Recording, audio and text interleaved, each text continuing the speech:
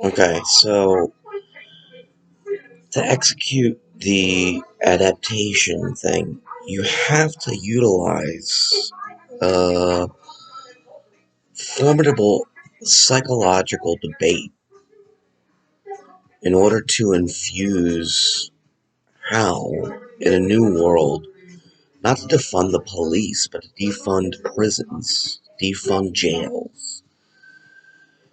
Ultimately, you can't knock the police for utilizing its policy negative reinforcement construct to put people into a jail if that's all they have.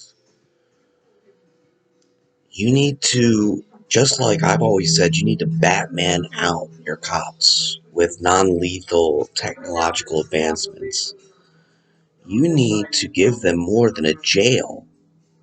You need to give them several new options and several old options. One of these options being uh, reutilizing uh, forced farm laborers, jails, constructs to work. I know that sounds bad, but back in the early 20s, if you went to jail, in many cases, jail was just a farm out in the country where you had to produce an 8-hour day of something meditation, relaxing, simple, not networking and gambling with the other criminal folk, from murderers to pedophiles to God knows what. And you might just be a drug user or some guy who got screwed by the cops because Americans still are not woken up to the fact their cops are lying habitually and trained to lie habitually because they're sort of grunts who don't have a high grade of discipline or intelligence to follow policy. Back in the 60s and the 20s, even when segregation was available for cops to deal with things racially, they were more facilitatively disciplined not to do something illegal in order to gain the authority and dominance over a situation. My grandfather spoke deeply about this for the deposition I did after they killed the parking violator's uncle for sticking up for him in a back alleyway in Baltimore by cooking him in an un-air conditioned van where his health condition gave him a heart attack. It was a very tragic situation. But my grandfather spoke to me, and we got another cop, an elder cop, on tape, proving the cops of his day would have never locked that man up for that, for acting a fool, even though the guy was clearly naive and immature in how he approached handling the police officer. You just don't take it to that level. Someone's a jerk that doesn't give you the right to throw them in a paddy wagon and haul them off and ruin their life. It's stupid. Um, so we need to reinforce a diversity of possibilities, which through Freud's environmental backbone defense mechanism of harboring these things, not to confirm anyone's done anything wrong, but to confirm if we want to re-promote a ideological benefit, which is very simple to our uh, early 1900s and European and Canadian examples of homelessness, because homelessness is a crime in a capitalist society. If you're not managing your funds appropriately, whether or not you're a delinquent of violent or criminal intent, there is a certain sense of criminality in not budgeting yourself.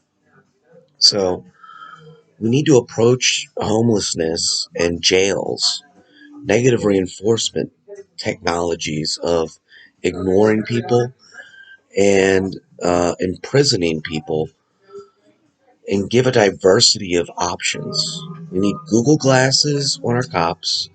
We need non lethal uh, uh, bullets and weapons to isolate a situation better. Tranquilizer darts. Uh, Seems that's what Batman does. Why wouldn't the cops think to use it?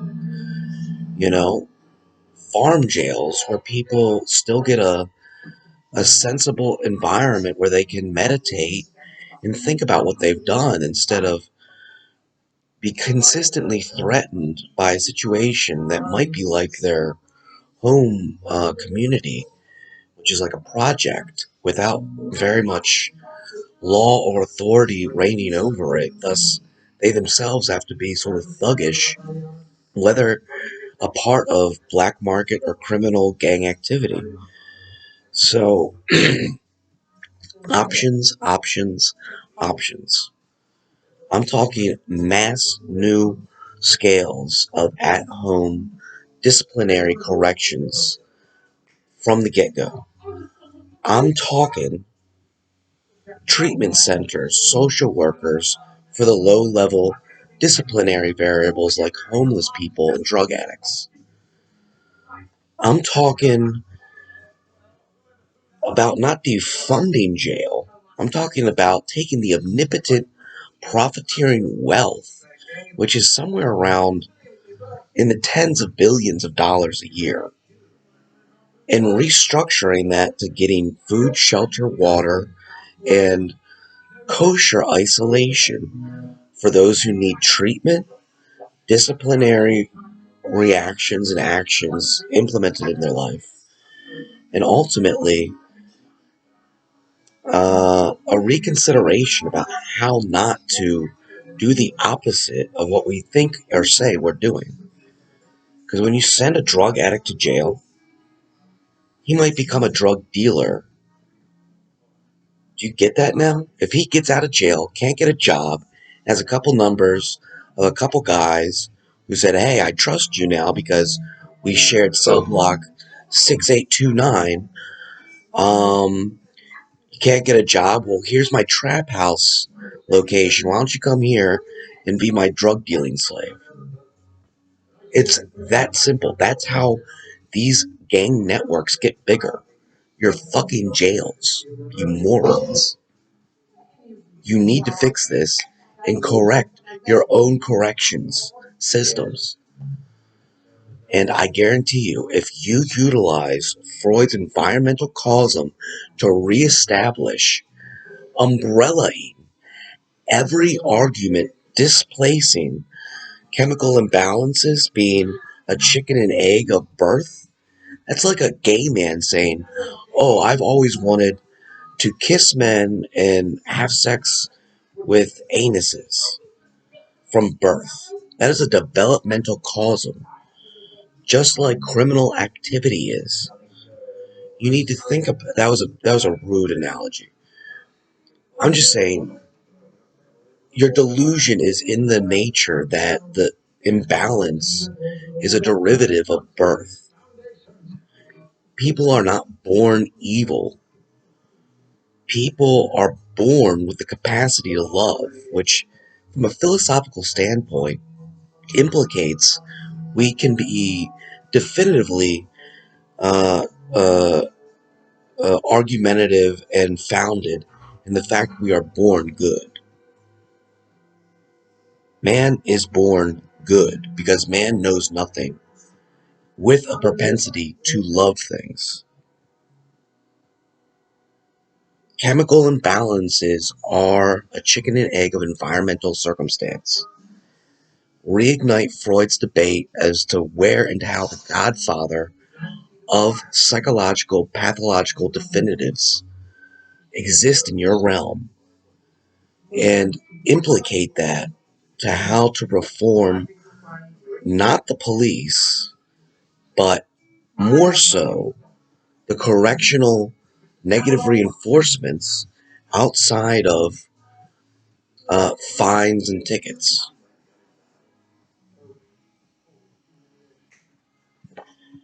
And The best way to do this is to uh, have the longest interviews with the criminal reformed individuals on these volunteer farms.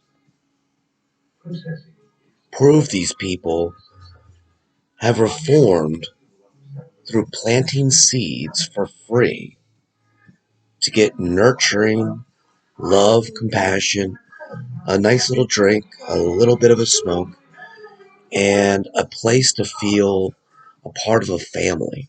Because these communes in Canada, which are volunteer growth spots, aren't just producing high quality food for niche restaurants that can afford a higher standard. They are reforming themselves, they are reforming their lives, they are salvating their souls. And they're doing it with no police force. They're doing it by choice, for free, while producing higher quality foods, which also could have an implication on imbalances in terms of pathologies, implicatory of the derivative thoughts and dysfunctions of self sufficiency.